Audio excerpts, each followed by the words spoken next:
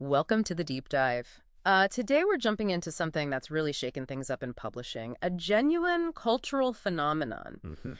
We're talking about Rebecca Yarros' Fourth Wing, the first book in the Empyrean series. That's the one. We looked at a really detailed review for this deep dive, and basically our mission is to figure out why. Why did this book and this whole romantasy thing it represents just explode? Mhm. Especially on, BookTok. It went completely viral. Absolutely. And it's fascinating because it wasn't just that it sold millions, but how it did it, how it grabbed people. Right. So this dive is really about helping you understand those key pieces, Yeah. what made it click for so many readers, and maybe what that tells us about publishing now. Okay, so starting with the story itself, I hear it just grabs you and doesn't let go. Oh, definitely. Fourth Wing throws you right into this place, Basgiath War College. Sounds pretty intense. It is.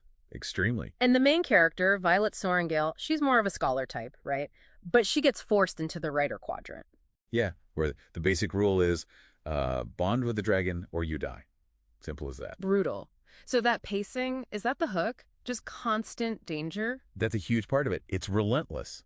The college isn't just a backdrop. It's actively trying to kill the students. Wow. So the tension is just, it's almost unbearable. You feel like anyone could go at any minute. Okay, maybe not anyone. A little plot armor for the main characters. Oh, yeah, okay.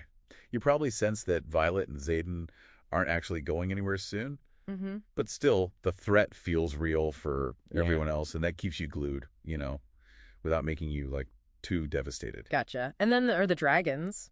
That Yeah. seems like a big draw, too. The review called the system unique, well-written. Oh, for sure. They're not just beasts. They're sentient.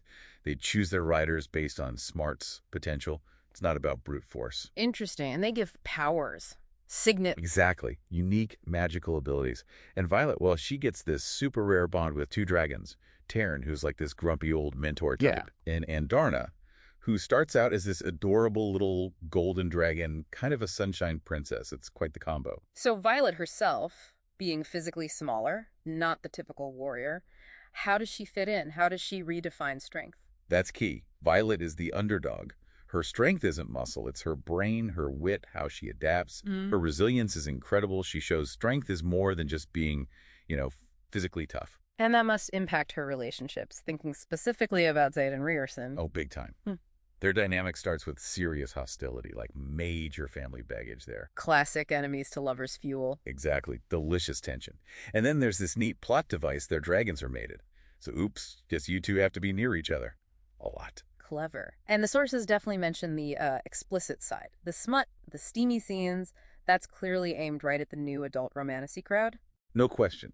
It delivers on that front. And that blend, high-stakes fantasy, intense romance, explicit content, it just seems to hit a nerve.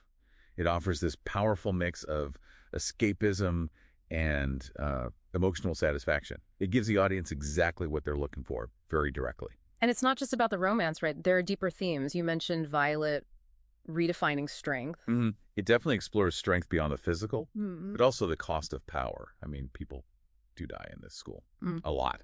And themes of loyalty, betrayal, alliances. It's all amplified by how dangerous the environment is. Right, that constant threat. Now, you mentioned the world building with the dragons is great.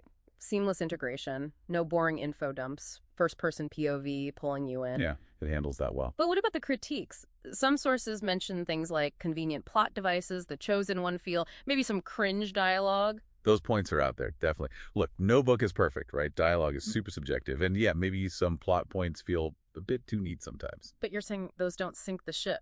For most readers, no. It seems like the addictive plot, those super high stakes, the character relationships people get invested in, and especially the cool dragon world building, those strengths tend to outweigh the flaws for the vast majority. The core experience is just really compelling. Which brings us to the impact. It's been huge. You mentioned BookTok earlier, over 1 billion views on related hashtags. That's wild. It's staggering. That organic, reader-driven buzz translated directly into massive sales. Over 2 million copies globally parked on the New York Times bestseller list. And now a 5-book deal, a TV show coming from Amazon. Right. It really cemented romantasy not just as a subgenre, but as a distinct, highly profitable category. So what's the big takeaway for publishing here? This kind of success driven by readers online. It signals a shift, I think. Fourth Wing isn't just a bestseller. It's proof that reader communities, especially online ones like BookTok, have serious power. They can bypass traditional gatekeepers and basically create a blockbuster through sheer enthusiasm. It's kind of a democratization of what hits big. So wrapping it up, the magic formula seems to be this underdog hero we root for, a really sizzling romance, add in a unique world with cool dragons, and then amplify it all through these passionate reader communities. That nails it. Fourth Wing success really forces us to look at how stories resonate today and how much influence those online communities now wield. It changes the game. A true cultural phenomenon. Absolutely. Yeah. And it makes you wonder, doesn't it? How does this kind of viral, organic success change our definition of what makes a story powerful now? And maybe even what kind of power could you redefine in your own context? Something to think about.